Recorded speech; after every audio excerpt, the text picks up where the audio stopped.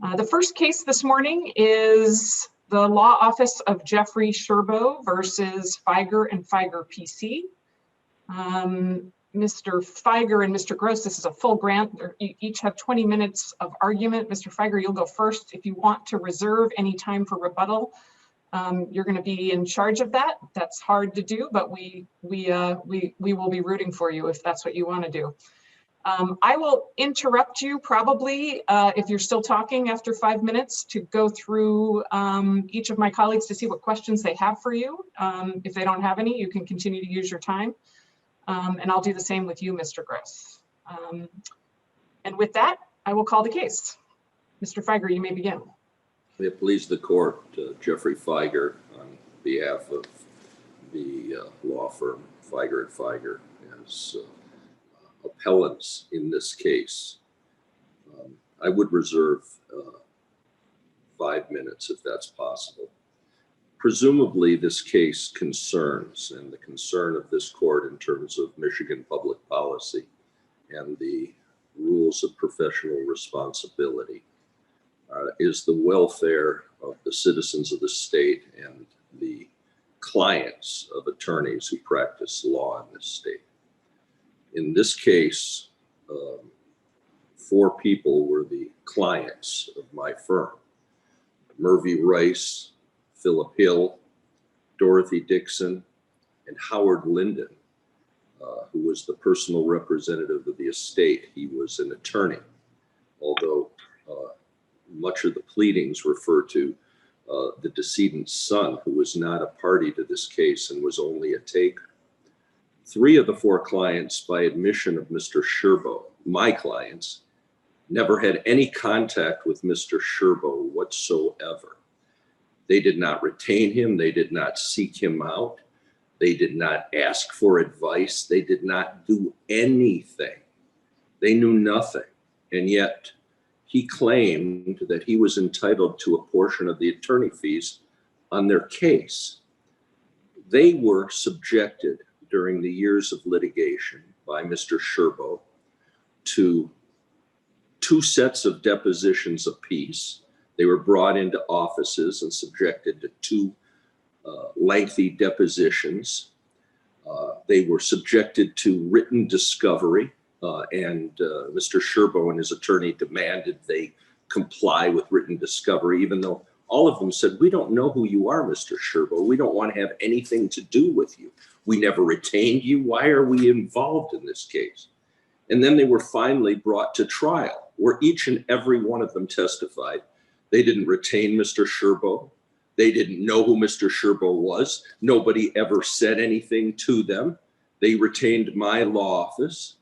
Some of them never even met Mr. Sherbow in any way, shape, or form. And then the jury returned a verdict that said exactly what they testified to in court. We were not referred by Mr. Sherbow. Mr. Sherbow, we were not his clients, and we didn't ask him to do anything. And the court correctly asked the jury to decide, because that was the only issue that I tried in this case, whether they had been referred. And astoundingly, in the Court of Appeals opinion, if you read it, you have to read the record, because the Court of Appeals opinion doesn't reflect what happened in this case. It doesn't reflect the record. It doesn't reflect the testimony of all the clients who said, "We don't want to have anything to do with you."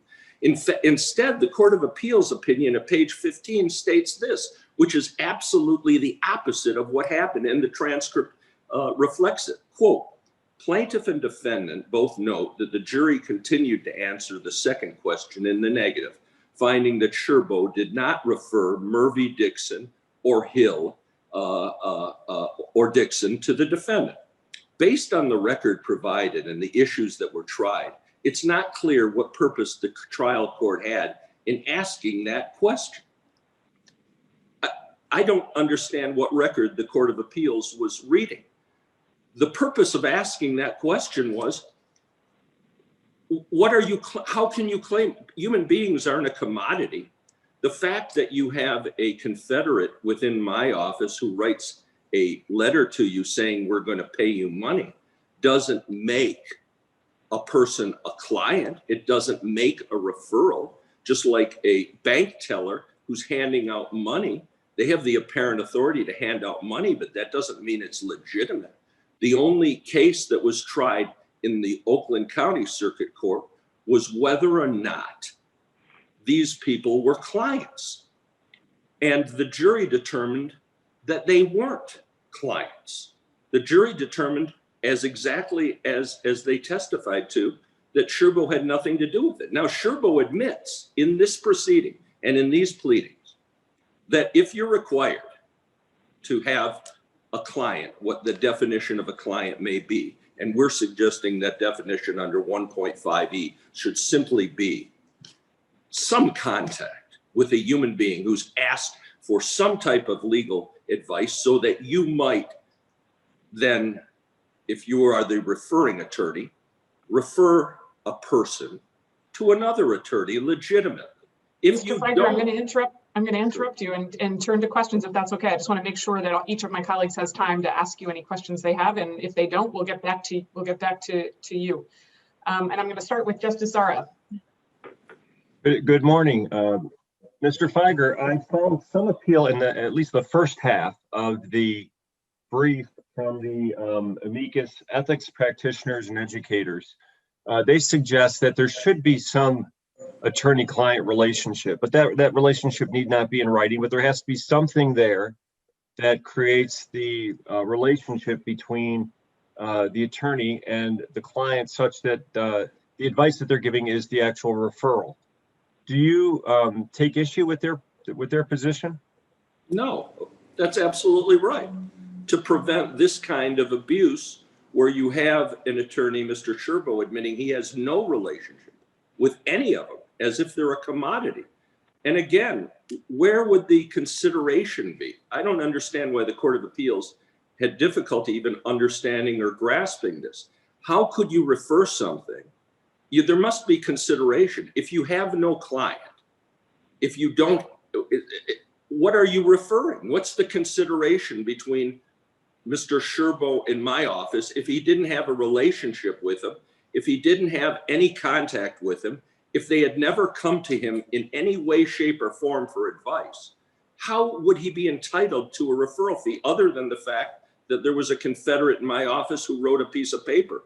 But the issue, and by the way, so that you not be confused, that issue that's all through the Court of Appeals opinions, and even it's on the jury verdict form, apparent agency, was never pled by us. We never asserted that at trial.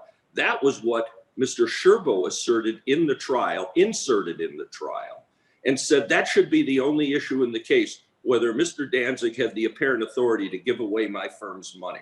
But I absolutely, Justice Zahra, agree. There has to be something. There has to be something to prevent this type of abuse, or else what are you referring? If there is not a scintilla of attorney-client in some way, not a written portion, if there is not something, then what are you referring? And what happens is this type of thing that happened in this case, where he had no relationship with anybody, but he got a Confederate in my office to write him a letter, and he filed the lawsuit saying, give me all the money, even though I admittedly agree. He says it in pleadings here. I admit that if this court finds that you have to have some type of attorney-client relationship, some type, it doesn't have to be a written formal thing, but some type, then the judge in the Oakland Circuit Court instructed correctly on the issue of attorney-client, what a client is. Because the result in this case, the Court of Appeals could not come up with a result which would any reasonable person would not consider ludicrous. If they had determined that you needed to be a client, because you couldn't answer that question. In this case, you couldn't look at the facts and say, okay, the jury decided that these people were not clients of Mr. Sherbow. And then, Mr. Fieger, you've answered my Sure. question. You wanted to Okay. reserve some time. I'm gonna cede to my other colleagues at this point. Thank you. Justice Viviano. Thank you. Mr. Fieger, my question is with respect to the relationship that you're advocating for us to find under the under Rule 1.5. What's the scope of the professional responsibility of the referring attorney? simply to do, the only scope is, and it's referred to, by the way, in the Court of Appeals, but it's in an apposite reference. The purpose of the referral and the professional responsibility of attorneys is to encourage attorneys who aren't well versed in a certain area of law, like medical malpractice or personal injury, to not necessarily hold on to those cases, but to refer to people who are well versed in those cases. And it seems to me, and I agree with that. I agree with that wholeheartedly. And the Court of Appeals dealt with that reason d'etre for encouraging referrals. But then at the same time said, you don't have to be a client. Well, so you could read in the newspaper, which apparently is what happened in this case, about a terrible accident in Ohio, call your confederate in the Fieger office and say, write me a letter saying I get a referral in a case that I have no connection with whatsoever. Is the referring attorney responsible to make sure that the attorney that they're recommending is competent to handle the matter? No, you can't vet it like that. The attorney who accepts the matter has his own or her own professional responsibility to make sure that they're competent. Why do the two have to be separate? Why can't the receiving attorney have their own professional obligations? But I mean, what is the referring attorney being compensated for, if not for the professional judgment of who the correct attorney would be to handle a certain matter? Exactly. What's the consideration? You're exactly right. And but if they screw up, shouldn't that be a breach of their professional responsibility if they refer the wrong attorney? It may, but that wouldn't affect the contract between the two attorneys and that will only come up if there's a money that's produced as a result of a settlement or verdict, the money, and the professional responsibility, the duties of each attorney are individual. But if they are, I agree totally with what you say in terms of what you asked. All right. Thank you, counsel. Justice Bernstein? Yes, good morning, counsel. Happy New Year. Just a question, or actually I have a few questions for you on this, and I'd like to focus on your public policy arguments, if we may, because that seems to be a major crux of your arguments. And one of the things that I thought was kind of interesting as I was reviewing your public policy, arguments as it pertains to kind of the emergency that you were arguing is happening as a matter of public policy, is this was allowing me to reminisce about the 80s. Because the 80s, I mean, Karate Kid was the big movie, Knight Rider was the big TV show. This took me way back to the 80s when this rule that we're talking about was enacted by this court. And now, granted, in the 80s, at that point I was preparing for my bar mitzvah, but my question is, why now? Why is this, with everything going on in the world, with everything happening, why is this such a matter of public importance at this moment when you're arguing over something that has been in practice, that has been in play, that has worked quite well since the 80s? Because you've suddenly got an opinion published by the Michigan Court of Appeals, which would be the law, which heretofore no one would believe, no reasonable person would believe, that you don't have to have a client in order to make a referral, that people are commodities, and that somehow you could refer a human being and get money for that referral of the case and have no relationship whatsoever. And the only reason that you're addressing it now is that a court of appeals decided to publish an opinion. And the only way that opinion could be justified, because Sherbow admits he has no relationship with anyone, why would he be entitled to referral fee if he never had the client and he didn't refer him? Unless the Court of Appeals found Similarly, and they cite a Kansas case, and you can read the Kansas case, and it's very fact specific, and it shouldn't be the law, that when the 1.5E refers to attorneys advising the client and getting the client's consent, it only refers to the attorney receiving the referral. And that is contrary, by the way, because it to Michigan professional responsibility and ethics opinions, which have had universally held that the client should be advised by both the attorney who's purporting to refer the client and the attorney who's accepting the referral. That has been the practice. So the only reason that you're having this now is you've now been confronted with an opinion which is ludicrous, which would allow for absolute chaos and would allow for the type of misdeeds which we say occurred in this case, where an attorney is claiming to have referred people who he has no relationship whatsoever, and the Court of Appeals sustained that and couldn't comprehend why that issue would be even Mr. Fieger, an issue in the case. Let me interrupt you and make sure we get through all of Justice Bernstein's questions, because there are still a few more justices. Justice Bernstein, do you have additional questions? Yes, thank you, Chief. So Mr. Fieger, if you could help me, and help me to understand if I'm kind of seeing a paradox here that perhaps you can kind of help to clarify or, help me to understand. You would concede that the entire reason or rationale behind the rule that was established by this court back in the 80s was really to make sure that we're focusing on what is in the best interest of the client, correct? Correct. Okay. Absolutely. And that's the whole essence of it, right? Okay. Absolutely. Okay. Absolutely. Okay. And not to abuse and what happened here. These clients, look at what happened to Murphy Rice. I asked a simple question. I just was asking if you would concede to the fact that the entire reason that we created this was to allow for the best interest of the client, correct? And you said yes. Absolutely. So the next question I have, okay. So we've established that. So the next question that I'd like to kind of approach with you is this in this context. And the idea is that, as you had said, there are certain cases that, like a medical malpractice case, that have certain complexities that, let's say, an attorney who's doing real estate isn't going to be familiar with. So the idea is that attorney is able to make sure that the client gets to the right place.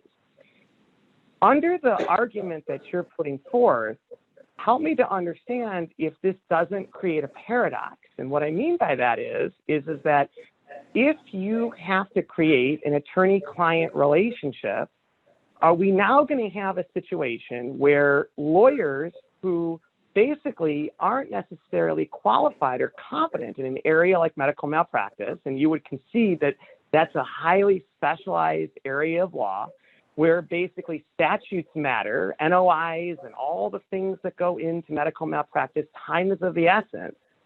If this court were to restructure this rule that's been in place since the 80s, doesn't that ultimately create the paradox where you're going to now have lawyers who are not experienced in a certain area of law now holding on to cases longer because they want to demonstrate that they have this attorney-client relationship, and thus ultimately putting their ultimate file in risk, whereas otherwise it's getting it right to the attorney that can help them immediately? No, not at all. And that isn't what happened here. And that isn't even what we're suggesting. I'm suggesting to you that the rule has always been that you have to have some type of relationship with a quote unquote client, because if you don't, what are you referring? Where's the consideration? Right, and this, if I could very quickly, this is my follow-up question though, and this is what I want you to understand. Aren't we now going to have to get into a barrage of litigation over that definition? You just indicated yourself that hold on for a second. You just indicated that there has to be some type of relationship, right? So the question they must have consulted at some point, but this would not only come up in case like this, where somebody had no relationship whatsoever, was abusing the process, and got the Court of Appeals to write an opinion saying, heretofore, you don't have to have any client relationship. You read about it in the paper, get somebody to write you a letter saying you're referred, and consideration is no longer an issue, and you can drag the clients through the mud. Look what happened to Well, Murphy Mr. Rice Fieger, and Phil Hill. but the question I have for you is, and this is just what I want to try to understand is, isn't this going to create a whole litany of now litigation to define what you're talking about, to define the nature and scope of this relationship, right? So No. ultimately now, aren't we going to, and how is it not going to do that? That's honestly, what you're saying is completely wrong. The Court of Appeals in this case said you don't have to have any relationship. And so Sherbow admits, I don't know these people, and I can claim a referral fee on people I don't even know. The way it's always been, and the way any rational person would believe this rule as it existed before the Court of Appeals and should be after your ruling, is that there must be some type of relationship in order to claim a referral, or else there's no consideration. Why would there be litigation over what constitutes the relationship? The only type of litigation that would ever come into existence whatsoever would be disputes between attorneys for referral fees. But when you've got Mr. Fieger, let me interrupt you. Justice Bernstein, do you have additional questions? Because we are already out of time for Mr. Fieger, and I want to make sure that the rest of our colleagues have time for their questions, but I don't want to move on if you have additional questions. No, and I appreciate that, Chief. Thank you very much. I'll maybe have some on follow-up when Mr. Fieger presents on the opposite side. Oh, okay, thank you. Justice You bet. Clement? I have no questions at this time, but I might have a follow-up question from Mr. Fieger. Justice Cavanagh? I have no questions at this time. Justice Welch? You are muted, Justice Welch. Of the year, you're on mute. So thank you so much, Mr. Fieger. I do have a quick question. I am trying, I think, my colleagues, to figure out sort of the nexus that you're arguing that needs to be required for referral fee to be justified. I want to just present a hypothetical and get your thoughts on it. If someone is a human resource manager at a company and one of their employees is injured, and the employee, they're injured in a car accident, and the employee goes to the HR, calls HR, says, I'm injured, I can't come into work, but I think I need to talk to a lawyer. Do you have any ideas? And the HR manager says, you know what, let's call my company attorney, let's call our company attorney and see what they think. Company attorney says, yes, call my friend Geoff Fieger. I'll get an email getting everybody connected, and you'll be in great hands. Is that enough? Yes, absolutely sufficient to seek out some type of advice, some type of recommendation, some type of connection or relationship, rather than zero, as the Court of Appeals indicated is permissible and therefore would allow the abuse that occurred in this case. The purpose, I thought, that this court was interested in the rules of professional responsibility are to protect clients from this type of abuse. Well, I'm telling you, the abuse that Murphy Rice and Phil Hill and Dorothy Dixon and Howard Linden went through for years, because Sherbow, who admits he has no relationship, doesn't know them, they never talked to him, they never asked him a question, they never had anything to do with him, is claiming their money.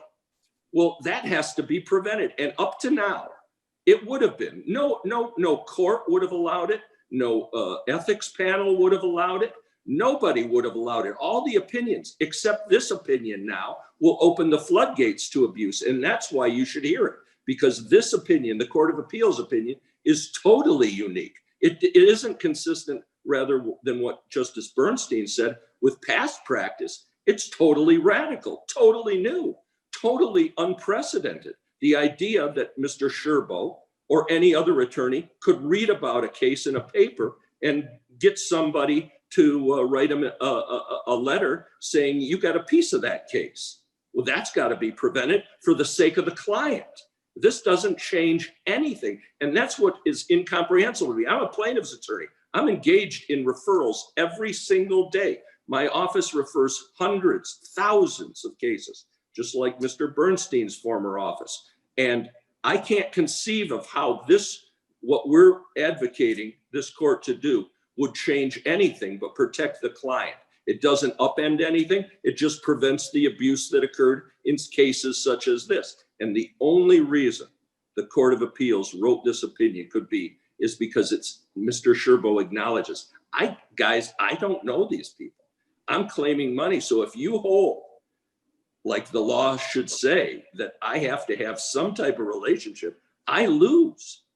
And that was what's so unusual about this case. Remember, they reversed, saying the jury was confused about the three clients who said they had nothing to do with Mr. Sherbow, but also said the jury wasn't confused Mr. about. Fieger, I'm going to interrupt you again just because our time is running short. Justice Welch, do you have any additional questions? No, thank you.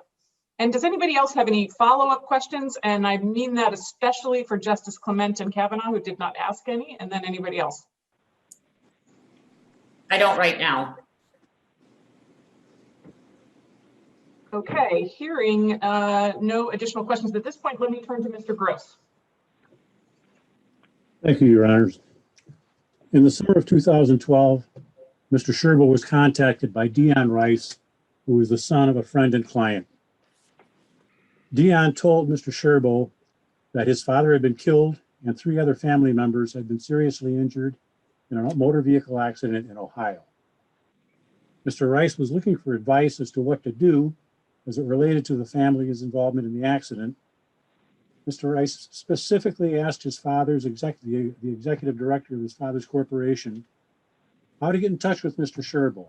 What's the number of the friend of my dad's who's an attorney? Mr. Sherbow was contacted and decided that the family would be best served by a referral to Mr. Fieger's firm. Mr. Sherbow knew Jeff Danzig, who was a partner at the Fieger firm in charge of accepting referrals. On behalf of the firm, Mr. Danzig agreed in writing to pay Mr. Sherbow 20% of the contingent fee for all 4 family members who signed up. That was a decision that the Fieger firm made. The case settled for $10 million. Mr. Fieger did not want to honor the agreement, so he made up a story that Mr. Sherbow did not really refer the case and that Mr. Danzig was in league with Mr. Sherbow in an attempt to defraud Mr. Fieger, which the jury expressly rejected. I'll get to that in a second. Mr. Fieger also falsely told his clients that Mr. Sherbow was trying to take their money, not a share of his fee, their money. After Mr. Sherbow sued, Mr. Fieger also argued that Mr. Sherbow had to have a formal attorney-client relationship before he could possibly refer the case. The jury rejected Mr. Fieger's theory. And I refer you to the instruction on apparent authority. If you believe that Danzig was serving the interest of himself or Sherbow rather than the Fieger firm, you cannot consider this evidence of apparent authority. The jury answered on all 3 cases. Did Geoffrey Danzig have actual or apparent authority to bind Fieger firm?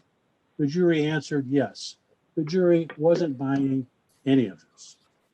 However, the jury only awarded a portion of the agreed fee because the trial court also instructed that he had to have an attorney-client relationship, and the jury listened to the evidence and decided that Dion was the only one that fit the description that the trial court gave. The Court of Appeals reversed, holding that no attorney-client relationship was necessary and that the plaintiff had the burden of proving that the required disclosure was not made. As to the requirement of an attorney-client relationship, the rule is concededly ambiguous on this point. The ambiguity should be resolved by adopting the meaning which best furthers the interests of the client. And I have 3 points for this court to consider on that point. First, imposing this requirement affords no additional protection to the client, nor that his furthers his interests in any way. As the Court of Appeals noted, the only entity benefited is a recalcitrant firm looking for excuses not to pay, and you have before you a case in point. At no point did Mr. Fieger tell you how this additional procedural hoop benefits the client. He did tell you how it would benefit him. Somebody reading in a newspaper coming and looking for money would not be looking for the client's money. He would be looking for a share of Mr. Fieger's money, which incidentally his firm agreed to pay. My second point is imposing the requirement not only cannot further the client's interests, but it increases the potential for delay and oversight, which the attorney-client relationship, while this attorney-client relationship is established. Something that I think Justices Bernstein and Clement were going to. A delay in referring cannot benefit the client, but it can harm him. If the referring attorney takes whatever additional steps he considers necessary to demonstrate this attorney-client relationship. Finally, let's not lose sight of the fact that a referral agreement is a contract between law firms. The Fieger firm affirmatively agreed in writing to pay the referral fee in recognition of the fact that Mr. Sherbow's efforts resulted in all 4 cases going to the firm. In spite of the informality of the relationship of Mr. Sherbow with his friend and his client's family, conceitedly he did not interview or meet each client when they came in. Mr.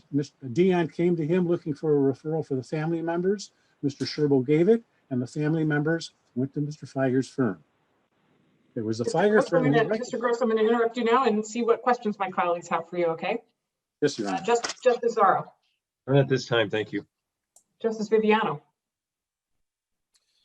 Thank you, counsel. If we find that that the rule requires some sort of limited scope attorney-client relationship, what's your client's path forward in this case? Is there a path for them, or is there not? I don't believe so. So do you concede that there was no limited scope relationship? Well, let me take that back.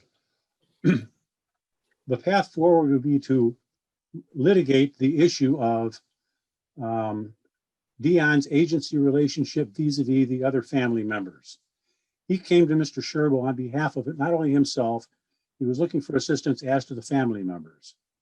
That issue was not litigated in the trial court. That would be the path forward. And why was that issue not litigated? It just wasn't litigated, Your Honor. It wasn't litigated because it wasn't. There's no reason not to. All right. Thank you, counsel. Justice Bernstein. Hey, counsel. Good morning. Happy New Year. Where I'm a little confused is, and maybe you can kind of help me with, is that Mr. Fieger is indicating that people are commodities, and that and that seems to be like his central argument when you're dealing with this public policy issue. But if you can help me to understand, aren't the clients required to the clients have to be aware that this is a situation, that a referral has been made and that the referral attorney is going to receive a percentage of that agreement, right? So the clients aren't in the dark on this. Isn't that a key requirement to this, that, if you're going to make a referral, that the client has to sign off on it, so the client has to be fully knowledgeable? Isn't that what the rule stipulates and sets forth, so that the client has full knowledge, full understanding? And doesn't the client have the power to basically say, no, I don't want the referral attorney to be paid? I mean, doesn't this ultimately rest in the hands and the power of the client? You're absolutely correct, Your Honor. The point of 1.5E requiring the disclosure is a transparency issue. That was done in this case. I might add that the issue as to whether the clients were advised is moot as to everyone except Philip Hill. The jury found that Dion was advised at the July 26th meeting of the fee sharing agreement. Murphy Rice was present at that meeting. So she was also told, she testified under oath that she didn't remember being told that, but she certainly did not object. So that aspect of the rule was complied with in this case. There's a question of fact, frankly, as to Philip Hill, because he was not at that meeting. Dion was there on behalf of his mother. Dion was there on behalf of his father's estate, and Murphy was there on behalf of herself. So as to those 3 cases, the issue is moot. But counsel, just to confirm again, and focusing on the public policy component, the decision ultimately rests with the client, correct? You're absolutely correct, Your Honor. Thank you, counsel. Justice Clement? Thank you. Mr. Gross, I think I'm just maybe a little bit confused. I'm not seeing a lot of space between what you and Mr. Fieger are saying. He's asking for some sort of attorney-client relationship. And I don't hear you saying that there doesn't have to be any. You've given factual recitation of what existed here. So I'd like you to clarify a little bit, you know, does there have to be some sort of relationship between the referring attorney and the clients, or can there be absolutely no relationship? Imposing an additional requirement would be contrary to the interests of the imposing an additional requirement would be contrary to the interests of the client. And I'm going to refer you directly to the brief of the MAJ. Represents 1,600 plaintiffs' attorneys, probably do the vast majority of these referrals on both ends. And here's what they say on their front page. The conventional practice of Michigan attorneys referring clients to specialists should not be abolished or weighed down with new requirements that undermine the goal of providing the client with expedient and efficient representation. Requiring a referral attorney to engage in any formal attorney-client relationship with the client before making a referral would create confusion and slow the process of protecting the client's interests. In some cases, the time wasted complying with such requirements may jeopardize the client's case altogether, and it is likely that such changes would lead to more litigation. The point is that there are two safeguards here. The one which Judge Bernstein just brought up is that the client has to be aware of the referral fee and not object. So that's there. But other than that, the idea is to get the case to the attorney who's actually going to be litigating it as quickly as possible. Anything that throws sand into those gears is contrary to the interests of the attorney, and I think the court should give more weight than probably usually does to an amicus brief in this case, given that the MHA represents the vast majority of the attorneys who are actually out there, apropos Justice Bernstein's original question to Mr. Fieger, why are we here now? Well, we're here now because Mr. Fieger wants $680,000.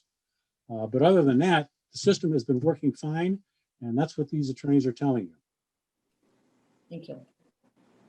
Justice Cavanagh? So I guess I want to follow up a little bit with Justice Clement.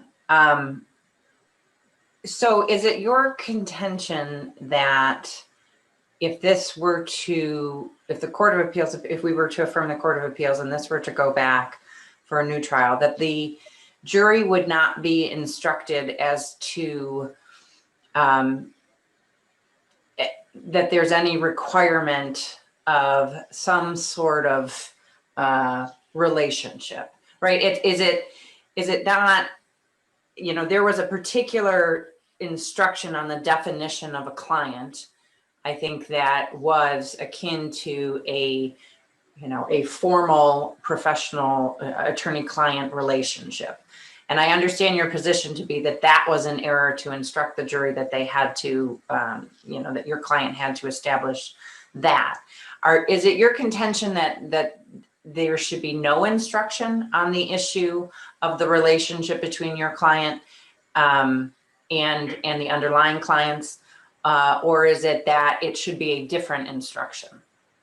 I don't think there should be any instruction. And the reason is we can't lose sight of the fact that the referral sharing agreement is a contract.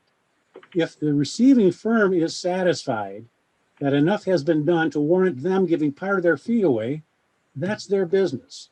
What we have here is a prima facie valid agreement between Fieger Firm and Mr. Sherbow saying we will give you part of our fee because we recognize that what you did was sufficient for us to do that. The only issue is whether that contract is enforceable. If it is, that's the end of the inquiry. And my point here is that no, we should not be imposing any additional requirements on a referral. And I just gave you the safeguard. The firm that's going to be paying the fee is going to have to be satisfied that there's something sufficient there to warrant making that agreement. Okay, so and I want to follow up because I think that gets to the second issue of this burden. shifting. If we are to agree with you that that the raising the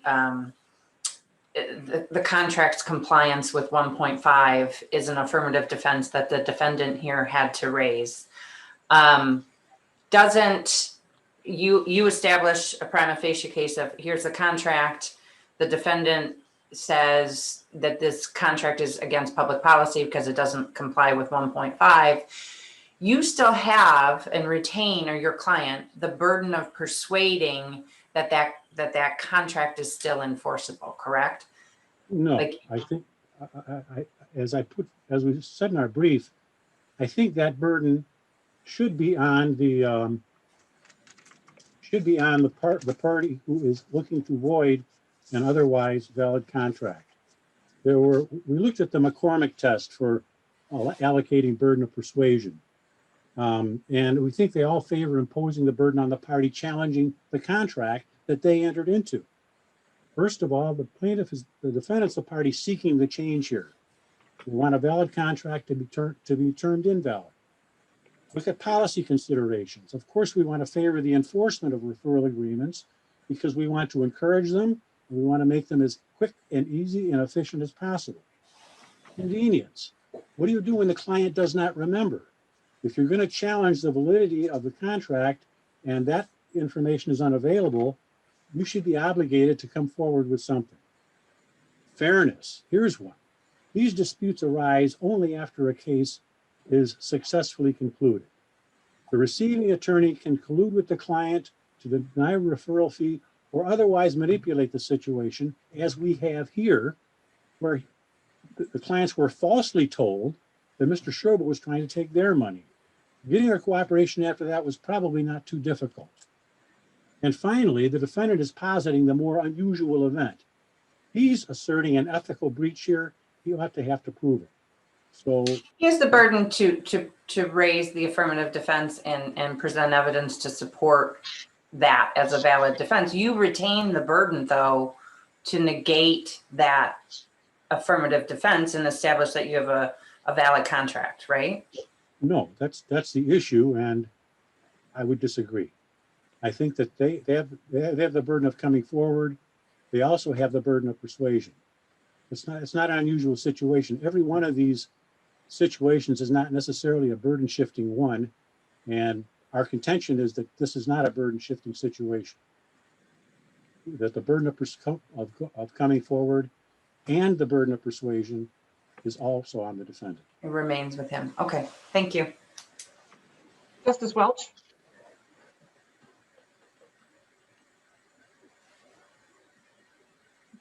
Thank you, Mr. Gross. I just have a really quick question. Mr. Fieger brought up the issue of consideration.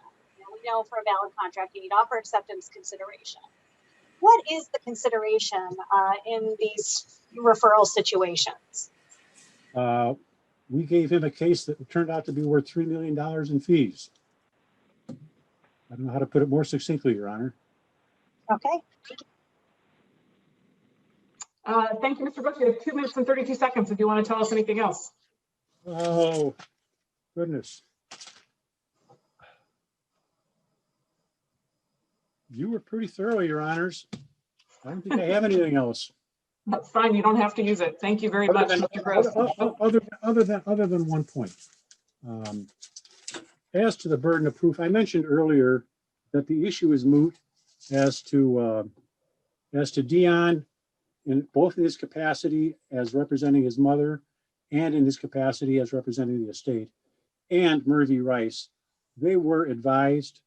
I would encourage the court to look at the portions of the transcript that I cited. We don't need a remand to find out whether they were properly advised. However this court decides the issue, its disposition should respect the jury's finding in that regard, that Dion and Murphy were properly informed. It's been 5 years since Mr. Fieger reneged on this agreement. He's had the use of this $680,000 for 5 years, and the court should not refer us to relitigate anything unless it considers it absolutely necessary. Other than that, I have nothing to add. Thank you, Mr. Gross. Mr. Fieger, you used up your rebuttal time, or we used up your rebuttal time, but I'm going to see if any of my colleagues have additional questions for you before I move on to the next case. So does anybody have a follow-up question for Mr. Fieger? I have one quick one. Mr. Fieger, I would urge you to be brief in your response so the Chief Justice doesn't get upset with me or you. Mr. Gross indicated that the contract that your firm signed was enough to show satisfaction that the referring attorney did enough to warrant a referral fee. I'm curious what your response is to that.